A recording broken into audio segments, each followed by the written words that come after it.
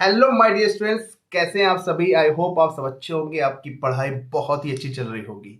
आज मैं लेके आया हूँ फ्रिक्शन टॉपिक, जो कि बहुत इंपॉर्टेंट टॉपिक है नीट के पॉइंट ऑफ व्यू से एंड वेरियस जितने भी कॉम्पिटेटिव एग्जाम्स होते हैं उसमें बहुत क्वेश्चन पूछे जाते हैं फ्रिक्शन के। फ्रिक्शन सिर्फ हमारा यहीं पे काम नहीं आएगा, आगे जितने भी चैप्टर्स हम पढ़ते चलेंगे वहां पे भी फ्रिक्शन का रोल एक इम्पॉर्टेंट रोल प्ले होगा। ठीक है, तो इसमें हम बहुत इंपॉर्टेंट पॉइंट डिस्कस करेंगे जो कि नीट के पॉइंट ऑफ व्यू से बहुत इंपॉर्टेंट होंगे। Is it clear? तो क्लास में एक एक चीज समझते हुए चलिएगा। ठीक है, और हमने लास्ट लेक्चर हमने law of motion, Newton law के जो motion, sorry Newton law motion जो है वो कवर कर लिया है। ठीक है, उसमें हमने सारे कंसेप्ट डिस्कस कर लिए हैं। अगर जिन बच्चों ने नहीं देखा है जरूर जाके देखें न्यूटन लॉ मोशन। बहुत इंपॉर्टेंट उसमें कंसेप्ट हमने डिस्कस किए हैं जो कि नीट के पॉइंट ऑफ व्यू से बहुत इंपॉर्टेंट है। ठीक है, सबसे पहले मैं यहाँ पे ये चीज डिस्कस करने वाला हूं कि वन शॉट का मतलब क्या होता है। प्लीज बच्चों, आप इस चीज को क्लियर रखें। वन शॉट उन नए बच्चों मतलब फ्रेशर बच्चों के लिए नहीं है। वन शॉट उन बच्चों के लिए है जो बच्चा चैप्टर ऑलरेडी पढ़ चुका है, वो रिवीजन करना चाहता है, तो वो वन शॉट से रिवीजन कर सकता है। ठीक है, आपने बहुत सारे ऐसे टीचर्स हमने यूट्यूब पे देखे हैं जो लिख देते हैं वन शॉट में पूरा चैप्टर कंप्लीट या वन शॉट में ये टॉपिक कंप्लीट। वो वन शॉट उन बच्चों के लिए है जो बच्चा क्या पढ़ चुका है, सिर्फ उसको रिवीजन करना हो।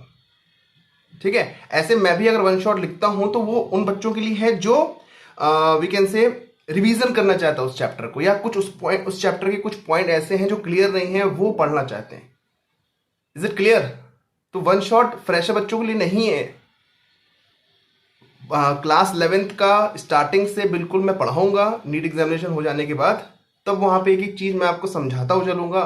आई विल टेक टाइम, उसमें हर टॉपिक हर कंसेप्ट को बहुत बारीकी से समझेंगे। ठीक है, यहाँ पे सिर्फ हम एक क्विक रिवीजन करवाते हैं जो नीट एग्जामिनेशन जो एग्जाम आने वाला है उसके लिए इंपॉर्टेंट होता है। Is it clear? ठीक है, और जो बच्चा चैनल में नया है तो प्लीज़ अपने दोस्तों को शेयर करें और चीज़ों को समझते हुए चलें। टेलीग्राम चैनल भी मैंने बना दिया है, उसमें भी ज्वाइन करें। ये सब आपके लिए है बेटा। ठीक है, तो अपने डाउट्स पूछो उस टेलीग्राम चैनल में। व्हाट्सएप चैनल मैंने बना दिया है। ठीक है, उस सब का डिस्क्रिप्शन बॉक्स में लिंक मिल जाएगा और ज्वाइन करो, अपने डाउट्स पूछो। फ्री है, इसमें कोई ऐसा नहीं है कि आपको कुछ पैसे लगने वाले उसके। समझ लो बात को? ठीक है, अब हम बिना टाइम वेस्ट किए हुए आते हैं टॉपिक पे, दैट्स अ फ्रिक्शन। फ्रिक्शन देखो, नोट करते चलना, जो पॉइंट इंपॉर्टेंट है वो नोट करते चलना। यहां पे देखो हम डिस्कस करने वाले हैं कि फ्रिक्शन जो है does not oppose motion, rather it opposes relative motion between two bodies. ये चीज एक सबके माइंड में होनी चाहिए। फ्रिक्शन मतलब मोशन को अपोज नहीं करता है। छोटी क्लास में पढ़ाया जाता है कि मोशन को अपोज कर रहा है, आप आगे चल रहे हो तो फ्रिक्शन पीछे लगता है, जो बॉडी आगे भाग रही है फ्रिक्शन उसके पीछे लगता है। नहीं, जरूरी नहीं है ये। फ्रिक्शन हमेशा रिलेटिव मोशन, दो बॉडी के बीच में जो रिलेटिव मोशन होता है उसका अपोज करेगा वो। ठीक है, तो ये पॉइंट याद रखना। ये आपके असर्शन रीजन के फॉर्म में क्वेश्चन पूछे जा सकते हैं, स्टेटमेंट के फॉर्म में पूछे जा सकते हैं। तो कंसेप्ट क्लियर होगा तो आप इजीली सॉल्व कर पाओगे। इट अराइज एन, अब ये फ्रिक्शन आता कहां से? It arises an account of intermolecular forces of attraction, intermolecular forces of attraction between the two surfaces at the point of actual contact। जब दो बॉडी की सरफेस होती है उनमें जो पॉइंट ऑफ कांटेक्ट होते हैं उनके बीच में इंटरलॉकिंग होती है, मतलब उनके बीच में इंटरमोलिकुलर फोर्सेस लगते हैं। ठीक है, इस इंटरमोलिकुलर फोर्स ऑफ अट्रैक्शन की वजह से फ्रिक्शन अराइज होता है, फ्रिक्शन पैदा होता है, प्रोड्यूस होता है। क्लियर? तो ये दो पॉइंट आपकी माइंड में होने चाहिए। अब हमारा फैक्टर अफेक्टिंग फ्रिक्शन, मतलब कि कौन कौन से ऐसे फैक्टर हैं जो हमारे फ्रिक्शन पे अफेक्ट करते हैं। ठीक है, एक तो सबसे पहले पॉइंट है सरफेस रफनेस या nature of the surface. Means अगर आप दो ऑब्जेक्ट जब कांटेक्ट में आते हैं उनकी सरफेस कैसी है, मतलब स्मूथ है कि रफ है। Is it clear? तो उसकी नेचर, उसकी सरफेस का जो नेचर है उस पर डिपेंड करेगा। क्लियर? तो पहला पॉइंट सरफेस रफनेस। दूसरा, area covered by contact particles of contact surfaces, not the area covered by the body. मतलब बॉडी उससे कितना कांटेक्ट में है वो उस पर डिपेंड नहीं करता है, जो हमारे कांटेक्ट पार्टिकल्स हैं वो कितनी एरिया कवर करके रखे हैं उस एरिया पे डिपेंड करता है फ्रिक्शन। ये बहुत इंपॉर्टेंट पॉइंट है। ठीक है, तो ये चीज याद रखना। तीसरा है depends on normal reaction. Normal reaction मतलब नॉर्मल फोर्स। नॉर्मल फोर्स जो लगता है उसकी जो नॉर्मल रिएक्शन मतलब फोर्स जो लगता है, जो फोर्स लगा रहे हैं एज ए एक्शन, और रिएक्शन फोर्स जो होता है, तो नॉर्मल रिएक्शन उस पर डिपेंड करता है। क्योंकि फ्रिक्शन का फॉर्मूला क्या होता है बेटा? फ्रिक्शन का फॉर्मूला होता है F बराबर mu, that's a coefficient of friction, into n। तो n पे डिपेंड करता है। पर लेकिन हमारा जो स्टैटिक फ्रिक्शन होता है वो n पे डिपेंड नहीं करता है। तो लिखा ना except static friction. Static friction जो है वो n पे डिपेंड नहीं करता है, और सारे जो फ्रिक्शन होते हैं वो डिपेंड करते हैं नॉर्मल रिएक्शन के ऊपर। क्लियर? ठीक है, ये सारे पॉइंट्स आपको क्लियर है। नेक्स्ट देखो क्या है, टाइप्स ऑफ फ्रिक्शन। फ्रिक्शन कितने टाइप के होते हैं? तो पहला हम डिस्कस करने वाले that is about the static friction. Static friction क्या है? एक सेल्फ एडजस्टिंग फोर्स है। ये अपने आप को एडजस्ट कर लेता है according to the external force. External force अगर जितना आप अप्लाई करोगे उसके अकॉर्डिंग अपने आप को एडजस्ट कर लेगा। ठीक है, तो it's a self adjusting force. दूसरा, as applied force increases static friction also increases. यही तो चीज मैं बोल रहा हूं।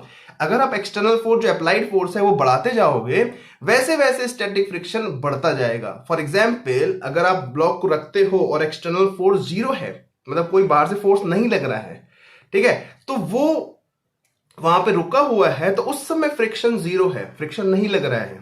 ठीक है, फ्रिक्शन तब लगेगा जब उन दोनों कॉन्टेक्ट सरफेस के बीच में रिलेटिव मोशन होगा।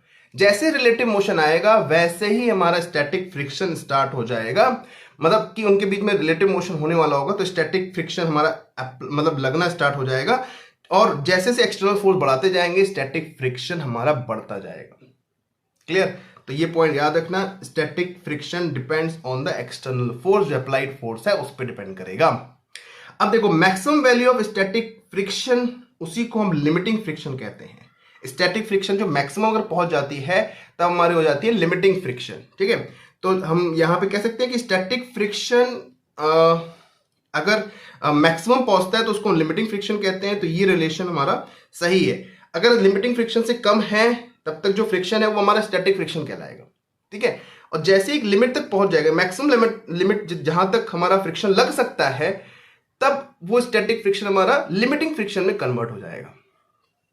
अब लिमिटिंग फ्रिक्शन का फॉर्मूला वही होगा, mu S into N. Mu S means coefficient of static friction, और into N is the normal force. Clear? तो ये हमारा इंपॉर्टेंट 3 पॉइंट जो है वो स्टैटिक फ्रिक्शन के अंडर में आते हैं। अब देखो क्या है next, about the kinetic friction. अब आता है काइनेटिक को हम डायनेमिक फ्रिक्शन भी बोलते हैं। ठीक है, और आगे हम रोटेशनल चैप्टर जब पढ़ेंगे वहां पे रोलिंग फ्रिक्शन भी आता है एक। ठीक है, तो यहां पे मैं वो पार्ट डिस्कस नहीं कर रहा हूं, यहां पे आपका कोई रोल नहीं है उसका। तो काइनेटिक फ्रिक्शन या डायनामिक फ्रिक्शन कहते हैं जब दो कॉन्टेक्ट सरफेस स्लाइड करने लगती है। मतलब कि जब दो कॉन्टेक्ट सरफेस स्लाइड करने लगेगी, मतलब मोशन में आ जाएगी एक दूसरे के रिस्पेक्ट में, तो स्लाइड करने लगेगी ईच अदर, तो फ्रिक्शन एक एक्ट करने लगेगा, वो फ्रिक्शन हमारा काइनेटिक फ्रिक्शन होगा। फॉर एग्जाम्पल, अगर हमारे पास एक सरफेस है और नीचे एक रफ सरफेस है, सॉरी एक ब्लॉक है, उसके ऊपर सॉरी इसके नीचे रफ सरफेस है, अगर हम फोर्स लगाते हैं F और ये मूव कर रहा है, सपोज किसी वेलोसिटी v से मूव कर रहा है, आगे भाग रहा है, तो मतलब ये स्लाइड कर रहा है, तो इस समय इसके मोशन इस समय यहाँ पे लगेगा काइनेटिक फ्रिक्शन। कौन सा फ्रिक्शन लगेगा? काइनेटिक। क्लियर? यहाँ पे स्टैटिक फ्रिक्शन ले लेगा जब तक वो ब्लॉक रुका हुआ है सरफेस के रिस्पेक्ट में, मतलब उसका मोशन नहीं है, तब तक स्टैटिक फ्रिक्शन लगेगा। जैसे ही मोशन चलने भागने लगेगा तो इसमें आ जाएगा काइनेटिक फ्रिक्शन। काइनेटिक फ्रिक्शन जो होता है वो स्टैटिक फ्रिक्शन से कम होता है, याद रखना, स्टैटिक फ्रिक्शन से कम होता है। स्टैटिक फ्रिक्शन मतलब जो हमारी we can say limiting friction, जो हमारी मैक्सिमम लिमिटिंग फ्रिक्शन थी। स्टैटिक फ्रिक्शन तो 0 से लेकर अप टू दैट रेंज जहां तक मैक्सिमम लग सकता है वो सारा स्टैटिक फ्रिक्शन कहलाता है। पर जब मोशन में आ जाता है तो वो काइनेटिक फ्रिक्शन जो होता है वो स्टैटिक फ्रिक्शन से कम होता है। तो ये चीज आप पॉइंट याद रखना, अपने माइंड में रखना कि kinetic friction is less then static friction. तो इसलिए कोएफिशिएंट ऑफ फ्रिक्शन जो होता है स्टैटिक का अलग होता है और काइनेटिक का अलग होता है। इसलिए हम कहते हैं mu S is greater than mu K. Is it clear? Its value does not depend on the types of motion. अगर मोशन एक्सेलरेटेड है या यूनिफॉर्म मोशन है या नॉन यूनिफॉर्म मोशन है, कैसा भी मोशन हो, उस मोशन पे हमारा काइनेटिक फ्रिक्शन डिपेंड नहीं करेगा। काइनेटिक फ्रिक्शन मोशन पे डिपेंड नहीं करता है, चाहे वो हमारा यूनिफॉर्म मोशन हो, चाहे नॉन यूनिफॉर्म मोशन हो, चाहे वो एक्सेलरेटेड फॉर्म में हो, किसी भी फॉर्म में हो, उस पर काइनेटिक फ्रिक्शन डिपेंड नहीं करेगा। Is it clear? तो ये दो इंपॉर्टेंट पॉइंट्स हैं that is related to the kinetic friction. Is it clear? अब नेक्स्ट देखो क्या है। अब ये ग्राफ है, ये ग्राफ बहुत इंपॉर्टेंट है, फ्रिक्शन एंड अप्लाइड फोर्स। मैंने आपसे क्या कहा, जैसे से आप फोर्स जब बाहर से एक्सटर्नल फोर्स जो लगा रहे हो उस ब्लॉक के ऊपर, जैसे हम मैंने एग्जांपल दिया ये हमारा अप्लाइड फोर्स है, तो ये अप्लाइड फोर्स जो है जैसे से हम बढ़ाते जा रहे हैं तो फ्रिक्शन जो है, जो फ्रिक्शन है वो कैसे कैसे बढ़ेगा। ठीक है, तो यहां पे हमारा जीरो, अगर हमारा अप्लाइड फोर्स जीरो है तो फ्रिक्शन फोर्स भी जीरो लगेगा। क्लियर? जैसे जैसे हम अप्लाइड फोर्स बढ़ाते गए बढ़ाते गए बढ़ाते गए, फ्रिक्शन जो फोर्स है वो बढ़ता गया बढ़ता गया बढ़ता गया। कौन सा फ्रिक्शन है? ये स्टैटिक फ्रिक्शन है, दिस इज स्टैटिक फ्रिक्शन। फिर एक पॉइंट के बाद जो अप्लाइड फोर्स हमारा और स्टैटिक फ्रिक्शन जो मैक्सिमम लग सकता है, इसको हम लिमिटिंग फ्रिक्शन कहते हैं। दिस इज लिमिटिंग फ्रिक्शन, जो मैक्सिमम लग सकता है। तो अप्लाइड फोर्स जब लिमिटिंग फ्रिक्शन के बराबर आ गया तब तक हमारा ब्लॉक जो है वो रुका हुआ है, ग्राउंड के रिस्पेक्ट में रुका हुआ है, मोशन में नहीं है।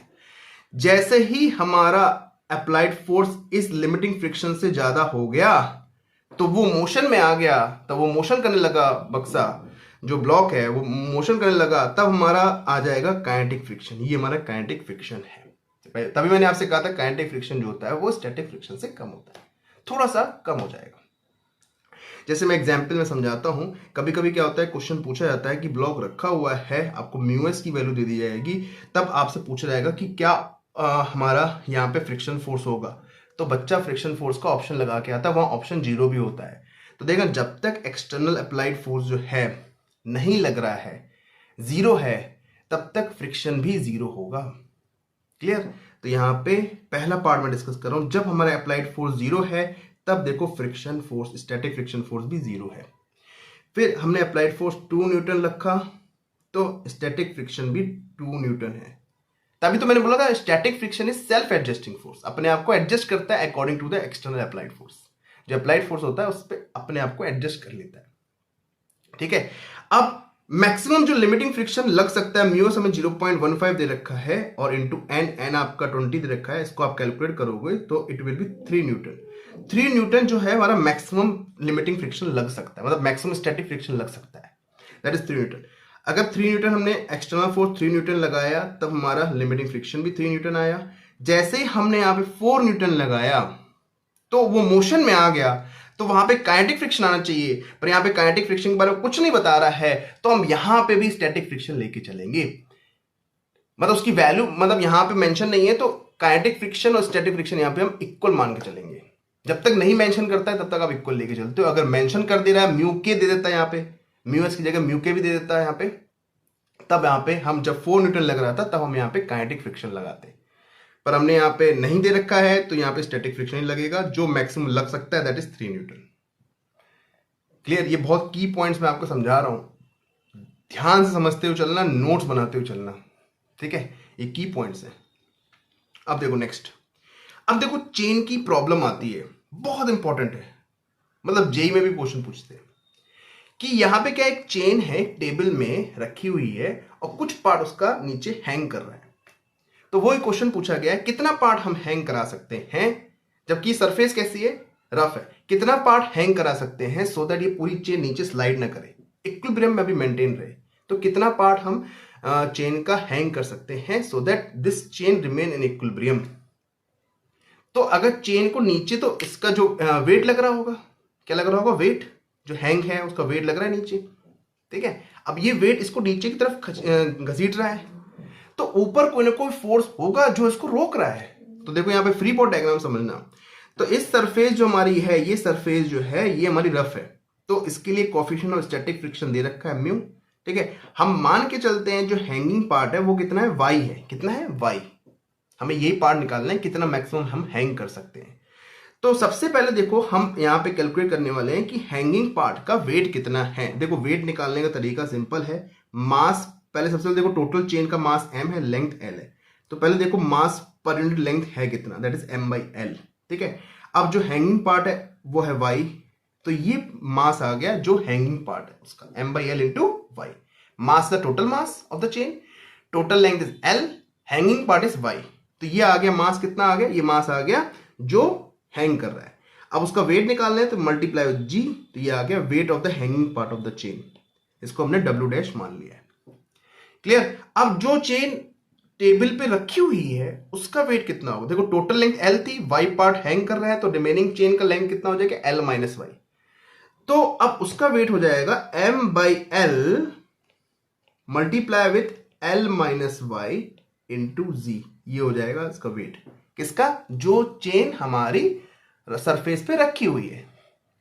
क्लियर। तो ये हमारा वेट आ गया, और इतना ही वेट जो लग रहा है यही हमारा नॉर्मल रिएक्शन फोर्स देगा, that is and normal reaction force जो होगा बिकॉज ऑफ दिस वेट, जो हमारा वेट है जो चेन उस पर रखी हुई है उसका वेट की वजह से। तो अब ये नॉर्मल रिएक्शन फोर्स जो है, इससे अगर हम म्यू से मल्टीप्लाई कर दें तो हमें एक फ्रिक्शन फोर्स आ जाएगा। तो फ्रिक्शन फोर्स अपोज कर रहा है जो हैंगिंग पार्ट का वेट नीचे घसीट रहा है। हैंगिंग पार्ट का वेट क्या है, नीचे घसीट रहा है, और फ्रिक्शन फोर्स जो टेबल पे है वो उसको अपोज कर रहा है, जिसकी वजह से वो नीचे नहीं घिसक पा रही है। पूरी चेन वहां लटकी हुई है, मतलब पूरी चेन मतलब जो पार्ट, कुछ पार्ट टेबल पे रखा हो, कुछ पार्ट उसका हैंगिंग है। तो ये पूरी चेन क्या है, मतलब टेबल पे बैलेंस्ड है, इक्विलिब्रियम पे। तो यहां पे हम म्यू एन बराबर डब्ल्यू डैश कर देंगे, तो म्यू एन मतलब ये आ गया हमारे पास, और डब्ल्यू डैश हमारा ये जो हमने निकाला ये वाला पार्ट, ये डब्ल्यू डैश है। दोनों को जब इक्वेट करोगे तो y की वैल्यू ये आ जाएगी, mu L divide by 1 plus mu direct expression पूछा जाता है। तो mu L divide by 1 plus mu, ये पॉइंट आपको दिमाग में रखना है। अगर आप कैलकुलेट करना जानते हैं तो क्विकली कैलकुलेट कर लीजिए, अगर नहीं कैलकुलेट कर पा रहे हैं तो इस पॉइंट को दिमाग में रखिए, क्योंकि डायरेक्ट क्वेश्चन यहां से पूछे जाएंगे। क्लियर। अब देखो नेक्स्ट, अब क्या, पुलिंग एंड पुशिंग फोर्स। एक हम ब्लॉक को पुश कर रहे हैं, एक मतलब, और दूसरा ब्लॉक रखा है उसी मास का, उसको हम पुल कर रहे हैं। तो पुलिंग, ये पुलिंग वाला पार्ट है और ये पुशिंग वाला पार्ट है। पुश मतलब धक्का लगाना, ये हमारा पुश हो रहा है यहाँ पे, और ये हमारा पुल हो रहा है। तो यहां पे देखो क्या हो रहा है, असर्शन रीजन क्वेश्चन पूछ चुके हैं तभी समझा रहा हूं। देखो यहां पे आप क्या करो, एफ के दो कंपोनेंट करो, एक एफ कॉस थीटा, एक एफ साइन थीटा। ठीक है। अब यहां पे ऑफ कोर्स नॉर्मल फोर्स भी लग रहा होगा, एक एन, इसका वेट नीचे लग रहा होगा एम जी। ठीक है। तो अब यहां पे नॉर्मल फोर्स कितना हो जाएगा, नॉर्मल फोर्स आ जाएगा that is m ji minus F sine theta. पहले केस में जो पुलिंग वाला केस है वहां पे नॉर्मल फोर्स कितना हो जाएगा, एम जी माइनस एफ साइन थीटा हो जाएगा नॉर्मल फोर्स। और एफ कॉस थीटा अगर आपको इसको पुल करना है, आगे मूव करवाना है, तो F cos theta should be greater than, देखो F cos theta should be greater than equal to friction, static friction, तो इससे ज्यादा होना चाहिए। तो हमने यहाँ पे f cos theta should be greater than mu S M ji minus F sine theta किया है, मतलब कि म्यू एस इंटू एन, और एन हमने कैलकुलेट किया that will be M ji minus F sine theta. तो यहां से आ गया हमारे पास mu S M G divide by cos theta plus mu sine theta. ये कर लेना, कैलकुलेट कर लेना। कैलकुलेट वाला पार्ट मेरे पास टाइम नहीं एक्चुअली, और आपके पास भी टाइम नहीं है, इसको आप कैलकुलेट घर पे करके देखना। अब पुशिंग वाला क्या है, पुशिंग में देखो क्या, जब धक्का दे रहे हो आप, पुश कर रहे हो किसी एंगल, हाँ हॉरिजॉन्टल से सर्टेन एंगल पे, थीटा पे, तो हम यहाँ फिर से यहाँ पे कंपोनेंट करेंगे एफ कॉस थीटा और एफ साइन थीटा। क्लियर। ये हमने कंपोनेंट किया एफ कॉस थीटा और एफ साइन थीटा। तो यहां पे जो नॉर्मल फोर्स आया उसकी वैल्यू है m g plus f sine theta, ये हमारा नॉर्मल फोर्स आ गया। क्लियर। अब similarly f cos theta should be greater than equal to f s, वही चीज है। अब यहां से जो फोर्स आया हमारा, ये पुलिंग वाला फोर्स आया ऊपर, और नीचे पुशिंग वाला फोर्स जो आया, तो ध्यान से देखो यहां पे, तो cos theta minus mu S sign theta, ये चीज हो गई कम डिनोमिनेटर में। तो पुशिंग पे फोर्स ज्यादा लगता है as compare to pulling force के, क्योंकि देखो यहां पे क्या है, डिनोमिनेटर में भी वैल्यू बढ़ गई, ज्यादा हो गई, ज्यादा है तो एफ की वैल्यू कम हो गई। और यहां पे cos theta minus mu S sine theta है, ये हमारी वैल्यू कम है, डिनोमिनेटर में कोई चीज कम होती है ओवरऑल वैल्यू बढ़ जाती है। तो यहाँ पुशिंग पे जो वैल्यू है, पुशिंग फोर्स की जो वैल्यू है वो ज्यादा है as compare to pulling force के। क्लियर। तो इसका कुछ कुल मिला के हमें ये बात समझ में आई कि हमें पुलिंग में फोर्स कम लगता है एज कंपेयर टू पुशिंग के। ये हमने आपको केस एक समझा दिया। Is it clear. ठीक है। अब देखो नेक्स्ट क्या है, नेक्स्ट है इंपॉर्टेंट पॉइंट है, बहुत इंपॉर्टेंट पॉइंट है।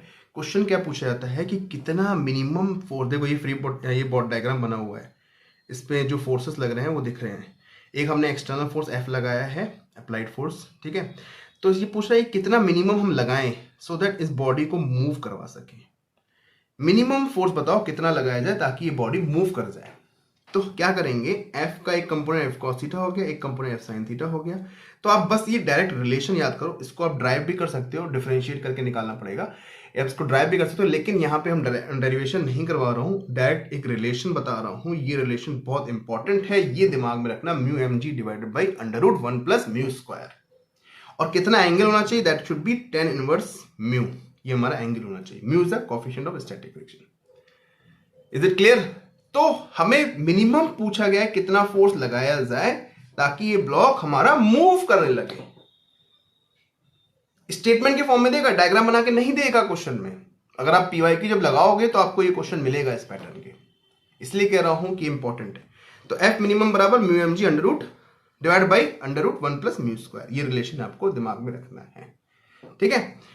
डेरिवेशन से कोई मतलब नहीं है क्योंकि आप नीट का एग्जामिनेशन दे रहे हो, वहां डेरिवेशन तो पूछता नहीं है। तो बस ये चीज आपको रिलेशन याद रखने हैं, इंपॉर्टेंट है, बहुत इंपॉर्टेंट है। नेक्स्ट देखो कांटेक्ट फोर्स।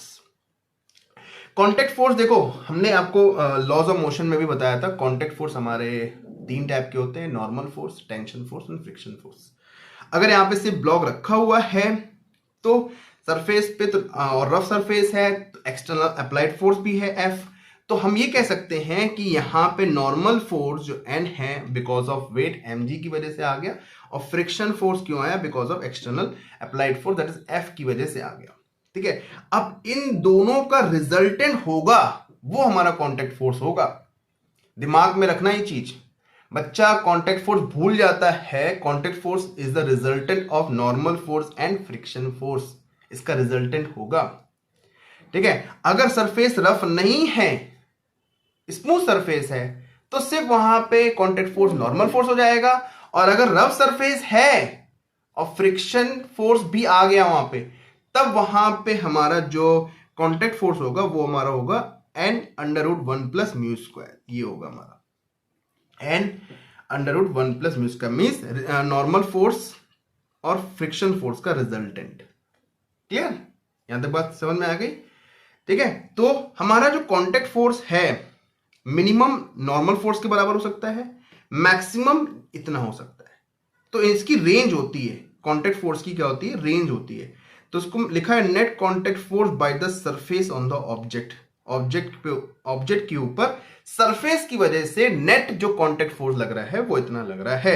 एक रेंज है, बता रहा हूं, minimum n, maximum n under root 1 plus mu square. Clear? तो ये पॉइंट्स आपके माइंड में होने चाहिए।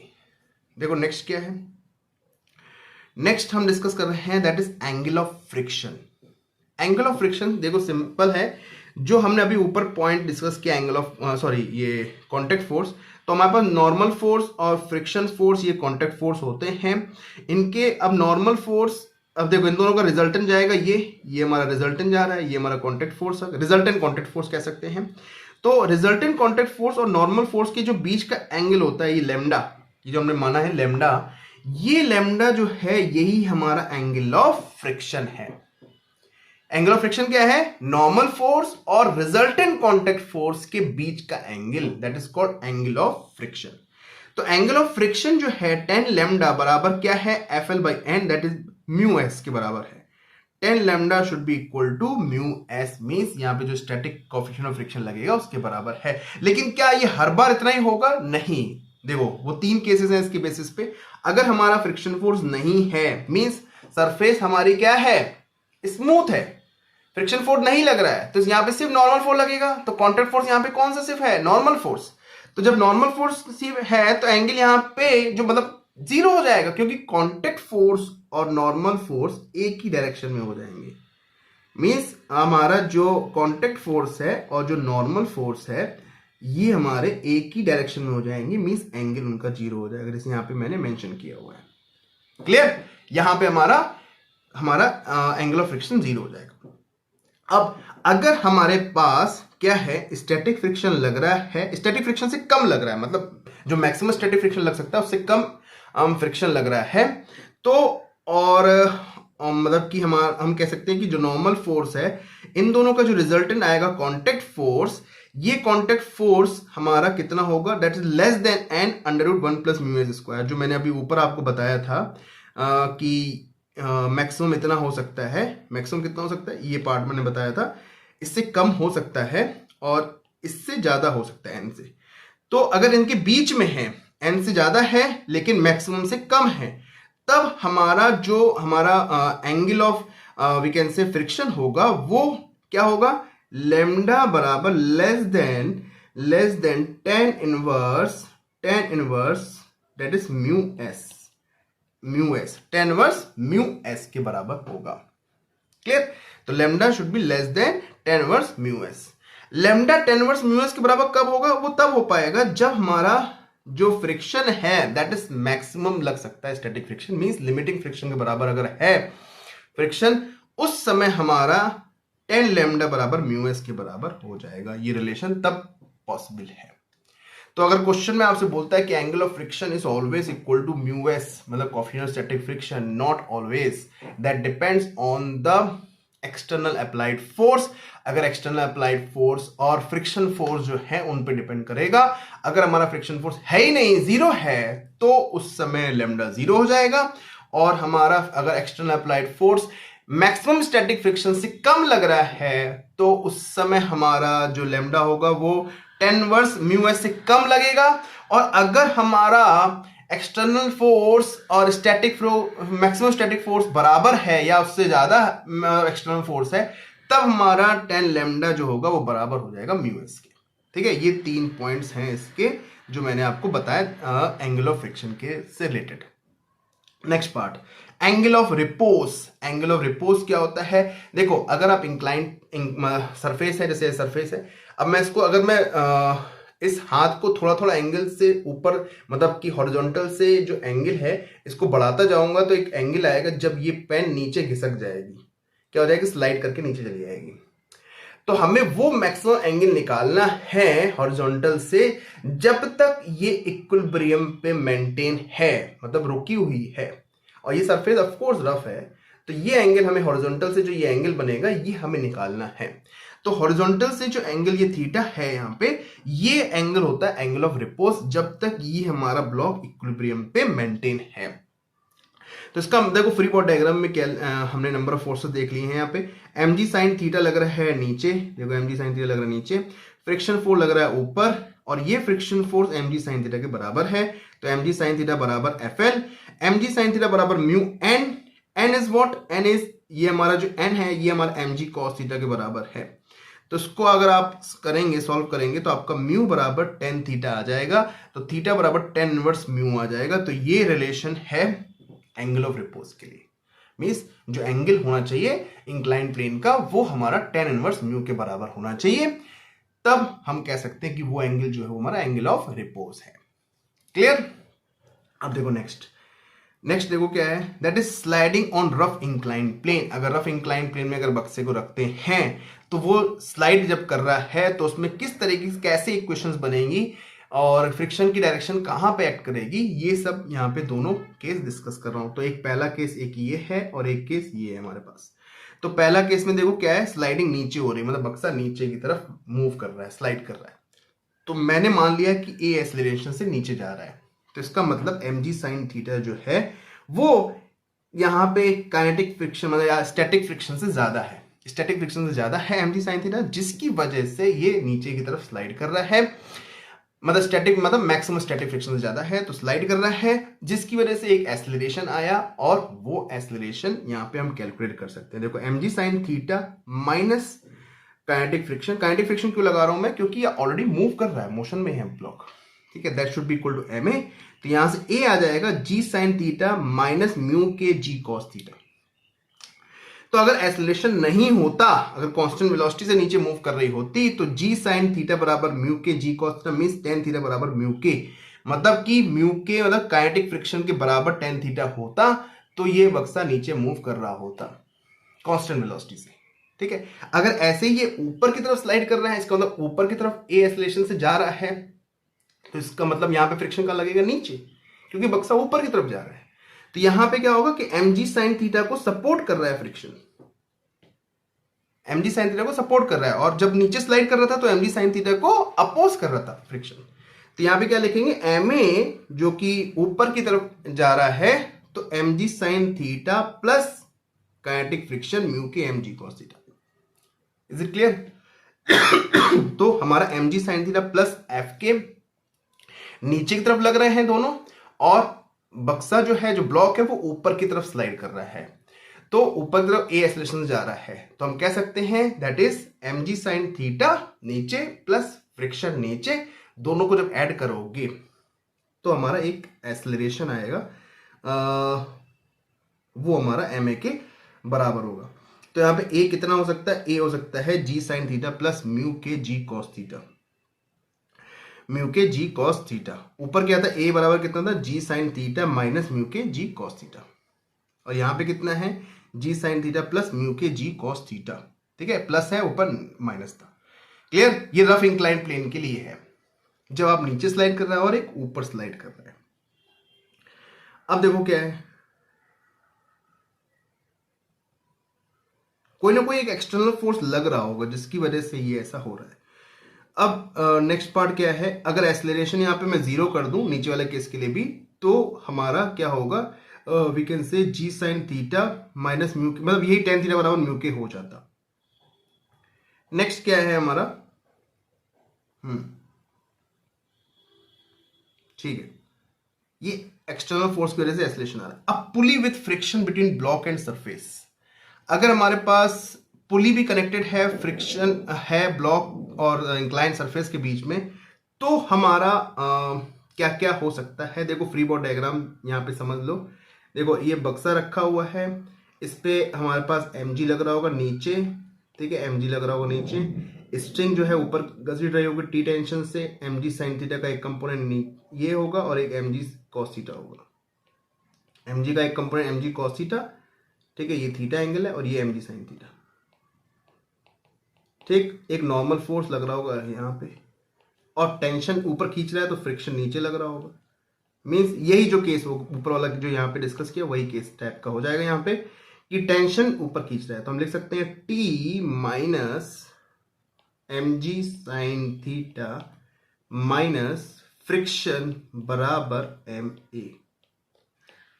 ठीक है, ये लिख सकते हैं। तो यहां पे भी कोई ना कोई एक एक्सटर्नल फोर्स होगा जो इसको स्लाइड करवा रहा है, ऊपर की तरफ स्लाइड करा रहा है। तो ऐसे ही हम लिख सकते हैं T minus mg sin theta minus friction बराबर ma। a यहाँ पे एक्सेलरेशन है ऊपर।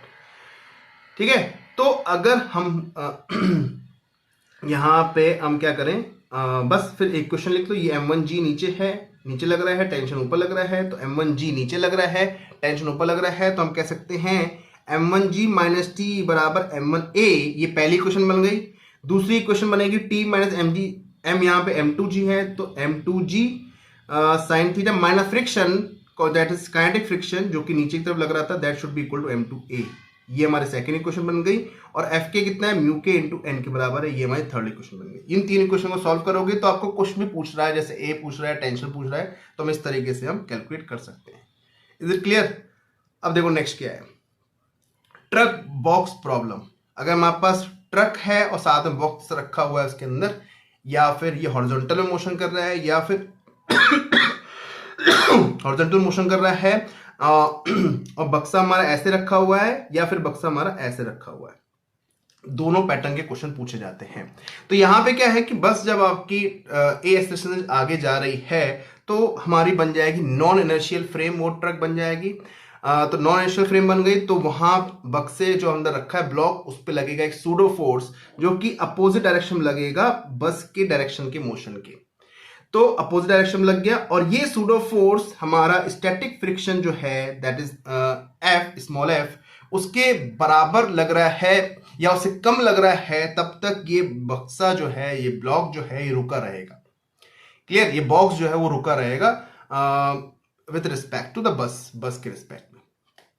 तो बॉक्स डज नॉट स्लिप नहीं करेगा। ठीक है, तो यहां मतलब मेन सूडो फोर्स का कंसेप्ट है। तो जिस डायरेक्शन में फ्रेम मूव कर रहा है उसके अपोजिट डायरेक्शन में सूडो फोर्स लगा दो, और वो सूडो फोर्स फ्रिक्शन के बराबर कर दो या उससे कम कर दो, तब तक बक्सा रुका रहेगा। अगर वो सूडो फोर्स ज्यादा है फ्रिक्शन फोर्स से, तो वो बक्सा उस डायरेक्शन में भागने लगेगा जिस डायरेक्शन में उसको सूडो फोर्स लग रहा है, तो तब बॉक्स स्लिप कर जाएगा। क्लियर ये बात? सिमिलरली यहां पे ये दे रखा है कि हमारा ट्रक जो है वो आगे मूव कर रहा है ए एक्सेलरेशन से, और वर्टिकल मोशन के लिए बक्सा हमारा बॉक्स जो है तैयार है। तो mg लग रहा है नीचे और फ्रिक्शन लगेगा उसके ऊपर, ठीक है। तो friction force balance the mg। तो अब यहां पे क्या है कि सूडो फोर्स लग रहा है, जिस डायरेक्शन में फ्रेम भाग रहा है उसके अपोजिट डायरेक्शन में सूडो फोर्स लग रहा है, वही सूडो फोर्स एक नॉर्मल रिएक्शन प्रोवाइड कर रहा है। तो हम कह सकते हैं कि n जो है वो ma के बराबर है, और फ्रिक्शन फोर्स mg को बैलेंस कर रहा है, जिसकी वजह से ये बक्सा रुका रहेगा, ये बॉक्स रुका रहेगा, नीचे वर्टिकल डायरेक्शन में मोशन नहीं करेगा। क्लियर? तो ये हमारा एक कंसेप्ट पूछा जाता है ट्रक बॉक्स प्रॉब्लम में। नेक्स्ट जो है that is two block system in friction. अगर हमारे दो बक्से फ्रिक्शन में हैं, फ्रिक्शन दो बक्सों के बीच में लग रहा है, तब हम कैसे क्वेश्चन सॉल्व करेंगे। वैसे बहुत रेयर पूछा जाता है, जेई में ज्यादा पूछा जाता है, नीट में बहुत रेयरली पूछते हैं, लेकिन अगर पूछेंगे तो देखो एस पैटर्न के क्वेश्चन पूछेंगे, वो मैं डिस्कस कर ले रहा हूं, कैसे अटेम्प्ट करना है वो देखो। तो देखो यहाँ पे दो बक्से हमने रखे हैं, 5 kg और 10 kg, एक एग्जाम्पल के फॉर्म में हम समझा रहे हैं। 50 न्यूटन फोर्स लग रहा है ऊपर वाले बक्से के ऊपर, ठीक है। इन दोनों के बीच में कोएफिशिएंट फ्रिक्शन 0.4 है, ठीक। तो आपको क्या करना है, फ्री बॉडी डायग्राम बनाना है दोनों का। देखो 50 न्यूटन फोर्स लग रहा है ऊपर वाले बक्से पे, तो फ्रिक्शन उसको नीचे जो लगेगा 10 और 5 के बीच में, वो उसको अपोज करेगा पीछे की डायरेक्शन में, और यही फ्रिक्शन जो है 10 kg को मूव करवाएगा आगे की तरफ। क्लियर? तो यहां हॉरिजॉन्टल फोर्स बैलेंस नहीं है, जिसकी वजह से ये बक्से मूव करेंगे। क्लियर? अब नेक्स्ट स्टेप क्या है? नेक्स्ट स्टेप है ये नेक्स्ट स्टेप क्या है कि हमें कॉमन एक्सेलरेशन निकालना है। अगर हम कहते हैं, समझना मेरी बात को, कॉमन एक्सेलरेशन मतलब कि अगर हमने हमारा 5 kg और 10 kg जो है, इस पे एक जो हमने फोर्स लगाया था, कितना लग रहा है 50 न्यूटन का। अब मान रहे हैं कि ये 5 kg और 10 kg, फ्रिक्शन भूल जा रहे हैं, फ्रिक्शन हम भूल जा रहे हैं। तो यहाँ पे कॉमन एक्सेलरेशन कितना हो सकता है, टोटल फोर्स इज 50 और टोटल मास इज 10 + 5 15। ये हमारा एक्सेलरेशन आ जाएगा, जो कि कॉमन मतलब इन दोनों बक्से को एक साथ चलाएगा, ठीक है। मतलब दोनों बक्सों अगर एक साथ चल रहे हैं तो कॉमन एक्सेलरेशन इतना होना चाहिए। ये हमें पहले निकालना है, सेकंड स्टेप जो हम कर रहे हैं ये निकालना है पहले। अब देखो नीचे वाले बक्से को चला कौन रहा है, 10 kg वाले को। 10 kg वाले को सिर्फ और सिर्फ फ्रिक्शन फोर्स चला सकता है। देखो यहाँ पे जो मैंने फ्री बॉडी डायग्राम बनाया है, देखो 10 kg को जो चला सकता है वो फ्रिक्शन फोर्स चला सकता है। तो हमें फ्रिक्शन फोर्स कितना चाहिए अगर दोनों एक साथ मूव करवाने हैं, दोनों बक्से अगर एक साथ मूव करवाने हैं तो फ्रिक्शन फोर्स कितना चाहिए हमें।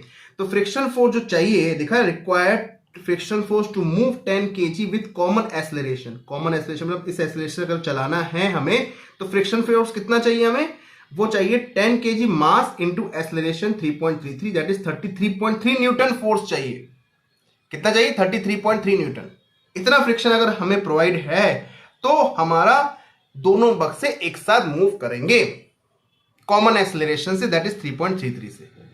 पर क्या फ्रिक्शन इतना प्रोवाइड हो पा रहा है? तो फ्रिक्शन जो मैक्सिमम लग सकता है वो लग रहा है, क्योंकि हमें कोएफिशिएंट फ्रिक्शन कितना दे रखा है 0.4, और नॉर्मल फोर्स कितना है 50 Newton.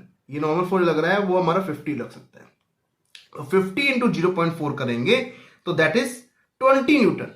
20 Newton maximum friction force provide कर सकता है, पर लेकिन हमें चाहिए कितना 33.3 न्यूटन। तो हमें इससे क्लियर हो गया कि यहाँ पे फ्रिक्शन फोर्स जो है लग सकता है वो 20 न्यूटन लग सकता है, लेकिन हमें चाहिए कितना 33.3 न्यूटन, जो कि कम है, मतलब 33.3 न्यूटन ज्यादा है एज कंपेयर टू 20 न्यूटन, जिसकी वजह से हम कह सकते हैं कि दोनों बक्से अलग अलग एक्सेलरेशन से मूव करेंगे, उनको कॉमन एक्सेलरेशन से मूव नहीं कर पाएंगे।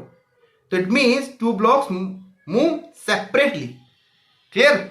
अब स्टेप 3 क्या है, तो हम क्या कर रहे हैं, यहाँ पे सेपरेटली मूव करवा रहे हैं। यहाँ पे फ्रिक्शन फोर्स 20 न्यूटन लग रहा है, तो 20 न्यूटन वाला फ्रिक्शन फोर्स लग रहा है 10 kg पे, और वो उसको एक्सेलरेट करा रहा है कितने से, 2 मीटर/सेकंड² से एक्सेलरेट कराएगा। और अगर हमारे पास 50 न्यूटन ये लग रहा है, 20 न्यूटन लग रहा है, तो A1 कितना हो जाएगा 6 मीटर/सेकंड²। अब देखो लास्ट क्वेश्चन क्या है हमारा, लास्ट क्वेश्चन में है कि 10 kg और 20 kg दो ब्लॉक एक दूसरे के ऊपर, 10 kg जो है 20 kg के ऊपर रखा हुआ है। अब नीचे वाले बक्से को हम क्या कर रहे हैं, 90 न्यूटन से फोर्स लगा रहे हैं। क्लियर? अब इन दोनों के बीच में कोएफिशिएंट फ्रिक्शन मैंने मान लिया 0.4 है। नीचे हमारी जो सरफेस है वो हमारी स्मूथ सरफेस है। अब इस 90 न्यूटन फोर्स जो लग रहा है, क्या इन दोनों बक्से को एक साथ मूव करवा पाएंगे? पहला क्वेश्चन ये पूछ सकता है। और दूसरा क्वेश्चन पूछ सकता है कि इन दोनों के बीच में कितना फ्रिक्शन फोर्स लग सकता है, ये पार्ट भी पूछ सकता है दूसरा question, that is friction force कितना इन दोनों के बीच में लग रहा है। तीसरा क्वेश्चन ये पूछ सकता है अगर दोनों अलग अलग मूव कर रहे हैं तो दोनों का एक्सेलरेशन क्या होगा। क्लियर? तो देखो सबसे पहले क्या करेंगे, हम कॉमन एक्सेलरेशन निकाल लेते हैं। कॉमन एक्सेलरेशन मतलब यहां पे 10 kg और 20 kg पे हमारा एक्सटर्नल फोर्स 90 न्यूटन लग रहा है, फ्रिक्शन फोर्स हम मान रहे हैं नहीं है हमारा, तो कॉमन एक्सेलरेशन कितना हो जाएगा, टोटल फोर्स इज 90 न्यूटन और टोटल मास इज 30 kg, तो टोटल आ जाएगा 3 मीटर पर सेकेंड स्क्वायर कॉमन एक्सेलरेशन होगा जब ये दोनों एक साथ मूव करेंगे। अब देखते हैं कि मैक्सिमम फ्रिक्शन कितना लग सकता है ऊपर वाले बक्से पे, क्योंकि ऊपर वाले बक्से को जो फ्रिक्शन फोर्स है वही मूव करवा सकता है, वही एक्सेलरेट करा सकता है। ठीक है, क्योंकि मैं आपसे क्या कह रहा हूं, दोनों कॉमन एक्सेलरेशन से मूव करने चाहिए 3 मीटर पर सेकंड स्क्वायर से। तो फ्रिक्शन फोर्स जो 10 kg पे लग रहा है वो उसको कितना कितना फोर्स लग सकता है, that is mu into N. Mu कितना देखा है 4/10, दैट इज 0.4, और एन कितना है 100, तो यहां पे 40 न्यूटन फ्रिक्शन फोर्स लग सकता है। मींस हमें इनफ फ्रिक्शन फोर्स है हमारे पास जो हमें 3 मीटर पर सेकंड स्क्वायर एक्सेलरेशन दे सकता है 10 kg को। ठीक है, तो required friction for 10 kg block to move with common acceleration that is 10 into 3 30 newton चाहिए। हमें कितना फ्रिक्शन चाहिए, 30 न्यूटन चाहिए सिर्फ, और 30 हमें मैक्सिमम कितना मिल सकता है, 40 मिल सकता है। तो इसका मतलब ये है कि जो मैक्सिमम फ्रिक्शन है वो लग रहा है वो 40 न्यूटन है, और हमें नीड कितनी है 30 की, 3 मीटर पर सेकंड स्क्वायर चलाने के लिए। ठीक है, तो हम कह सकते हैं कि यहां पे मैक्सिमम फ्रिक्शन फोर्स जो है वो रिक्वायर्ड फ्रिक्शन से ज्यादा है, तो इसका मतलब दोनों बक्से हमारे एक साथ मूव कर सकते हैं। ठीक है, तो ऐसे पैटर्न के क्वेश्चन पूछे जा सकते हैं। तो यहां पे हमारा फ्रिक्शन फोर्स हो गया 30 न्यूटन जो उन दो बक्सों के बीच में लगेगा, और कॉमन एक्सेलरेशन हमारा हो गया 3 मीटर पर सेकंड स्क्वायर। यहां पे दोनों बक्से अलग अलग मूव नहीं करेंगे। ठीक है, और भी अच्छे क्वेश्चन मैं लेके आऊंगा लॉज ऑफ मोशन और फ्रिक्शन को कंबाइन करके। ठीक है, तो नेक्स्ट सेशन में मिलते हैं इसके आगे। बने रहिए चैनल में, अगर नए हैं तो प्लीज सब्सक्राइब करिए, अपने दोस्तों को शेयर करिए। टेलीग्राम चैनल भी है, उसको भी ज्वाइन कर सकते हैं, उसमें भी हम पीडीएफ इसकी शेयर करूंगा। और अगर आपके डाउट्स हैं तो जरूर पूछें, व्हाट्सएप चैनल में भी और टेलीग्राम चैनल में भी। ओके, मिलते हैं नेक्स्ट क्लास में, बाय बाय।